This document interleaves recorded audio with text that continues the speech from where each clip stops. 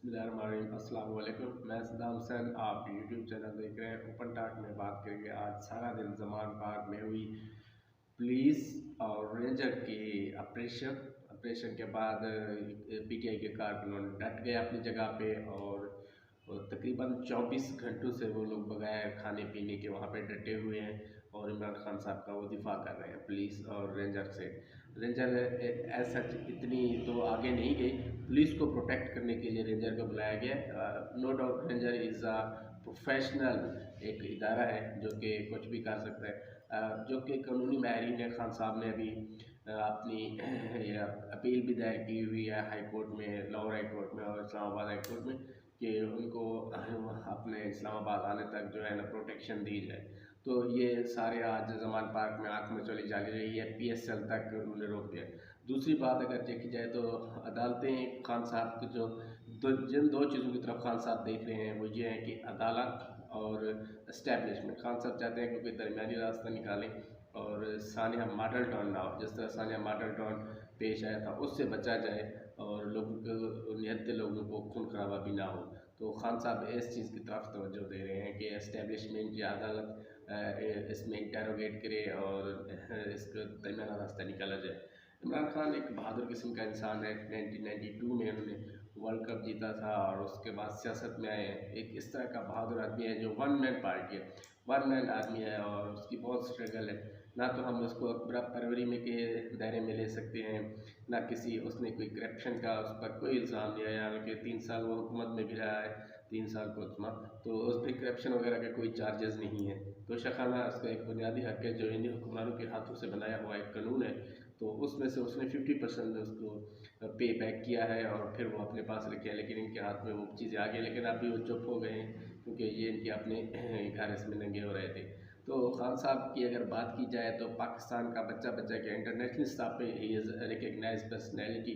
तो उसको लोग जानते मानते, ईमानदार शख्स से खान साहब को जानते हैं।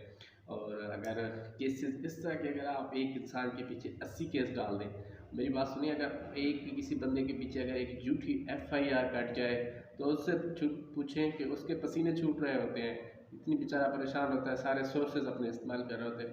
80 केसेस हैं, 2 दिनों से पुलिस ऑपरेशन कर रही है, उसके घर पे शेल फेंके जा रहे हैं। उसके जो असाब हैं बहुत अच्छे असाब का मालिक है, वो बंदा डटा हुआ है। खान साहब ने एक बात कही थी जब उसने कहा था कि ये असाब की गेम है और मैं इसका जो है एक मंजा हुआ खिलाड़ी है। खान साहब वही एक एज अ प्लेयर इस चीज़ को देख रहे हैं। तो उसके असाब बहुत मजबूत हैं। जितनी भी रेंजर पुलिस तैनात हम कहा जा रहे हैं, हेलीकॉप्टर घर के ऊपर ड्रोन चलते रहे हैं, फ़िज़ाई निगरानी की गई, शेल मारे गए, खान साहब ने बिल्कुल इनके दबाव में वो आने वाला है नहीं। लेकिन अगर इस्टेब्लिशमेंट को हम इग्नोर नहीं कर सकते, बिल्कुल इग्नोर नहीं किया जा सकता इस्टेब्लिशमेंट को, क्योंकि करता धरता है वो पाकिस्तान के तकरीबन 70 सालों से ही उन्हीं के हाथ में। उनको भी चाहिए कि कुछ करें। आपको इग्नोर तो किया नहीं जा सकता, ना आप न्यूट्रल रह सकते हैं।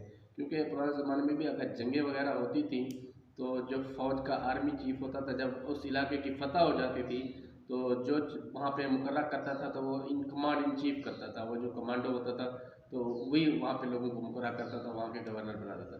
तो पाकिस्तान में भी ये इस्टेब्लिशमेंट का एक वाज़ेह रोल है जिसको इग्नोर नहीं किया जा सकता। तो इसीलिए बेहतर होगा कि इस्टेब्लिशमेंट को अपनी आँखों पर पट्टी नहीं बांधनी चाहिए, आगे आना चाहिए। हर जगह हर इंसान से गलतियाँ हो जाती हैं, तो ये it's not a big deal. तो इस्टेब्लिशमेंट अगर देखा जाए तो सियासतदान एक दूसरे को मारने पे तुले हुए हैं। अब नून लीग का दौर है तो उन खान साहब पे हाथ साफ कर रहे हैं और इस्टेब्लिशमेंट के हाथों से इस्तेमाल हो रहे हैं। तो ये भी गलत तस हो जाएगा। नून लीग अपना अंदर का बोझ निकाल रही है, इस्टेब्लिशमेंट को हम नहीं घसीटना चाहते।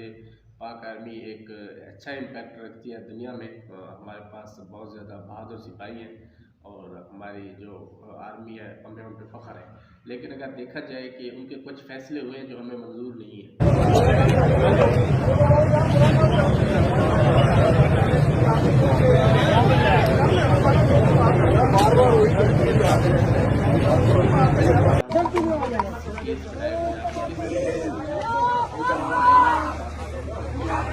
जिंदाबाद।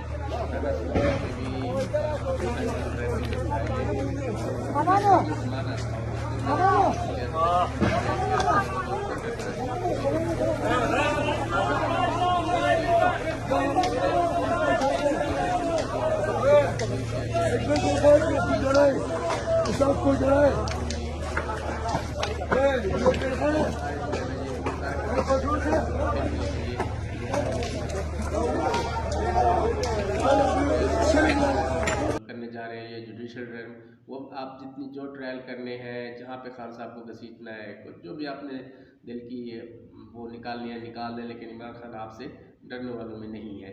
इसी तरह इलेक्शन की अगर बात करें तो 30 अप्रैल को इलेक्शन मुहिम होने जा रही है, और जो सर्वे हुआ है और खान साहब को उन्होंने बताया है कि खान साहब को बताया जा रहा है कि आप इलेक्टेबल जो है ना वो अपनी तरफ से ना लेके आएँ और अपने ही नज़रियाती कारकुनों को टिकट दें और टिकट होल्डर पे उनको लाया जाए।